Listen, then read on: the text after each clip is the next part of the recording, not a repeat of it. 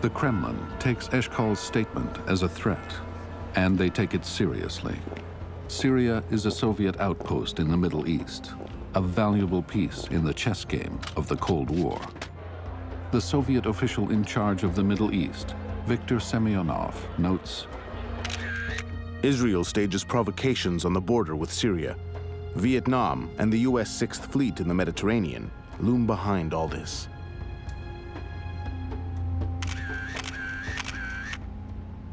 Вы знаете, я должен совершенно откровенно сказать вам. I should tell you honestly that we had detailed, factual information from the KGB and military intelligence about Israeli forces concentrating on the border with Syria. Our friends, Egypt and Syria, were the first to be informed about it.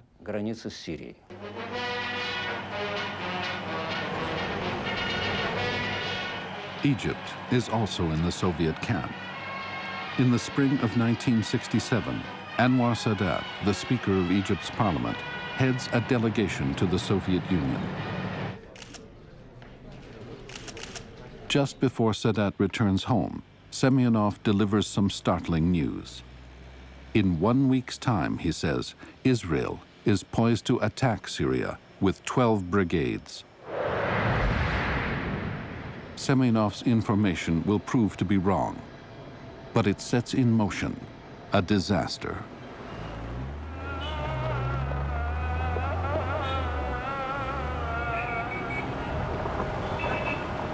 Back in Cairo on the 14th of May, Sadat speeds the news to Egypt's president, Gamal Abdel Nasser.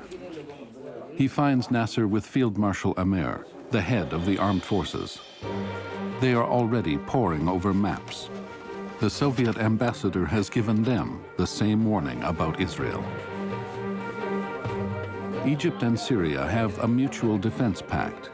If Israel is threatening Syria, then Egypt must react. But 60,000 Egyptian soldiers are off fighting for a socialist revolution in Yemen. Without them, Nasser doubts the readiness of his army to fight an all-out war with Israel.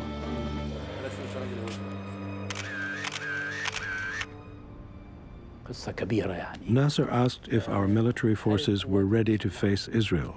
Amer said, yes, and be assured, Mr. President, that we are ready to meet our enemies and we are going to attack them inside Israel, on all levels, in the air and on the ground. Nasser and Amer immediately order 4 Egyptian divisions to the Sinai border with Israel, and they call up reserves.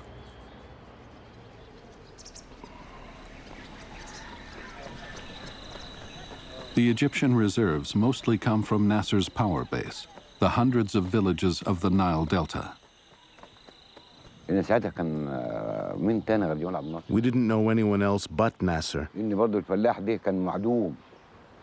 Because the farmer was very poor, Nasser gave him land. Nasser was supporting poor people.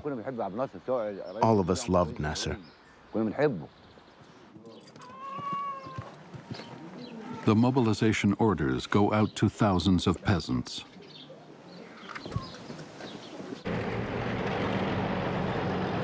Four divisions cross into the Sinai in the first 48 hours.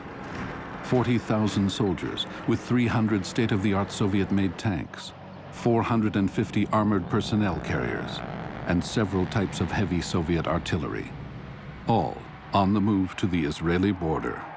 The surprising thing about the buildup was how public it had been. The sending of the troops into Sinai was done like a parade ground maneuver. Units that people had never heard of before suddenly appeared on the street. The send-off of the troops is broadcast on radio and TV all over the Middle East. There is both widespread excitement and support for Nasser's move.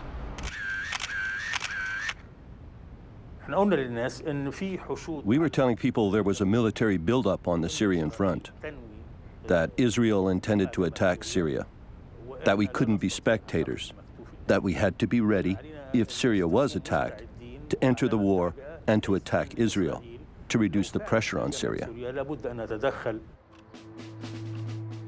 12 hours into mobilizing his troops, Nasser finds out the Soviet intelligence warning about Israel's attack is wrong. At this moment, Nasser can back off from war. But he doesn't dare dampen the excitement he's created throughout the Arab world.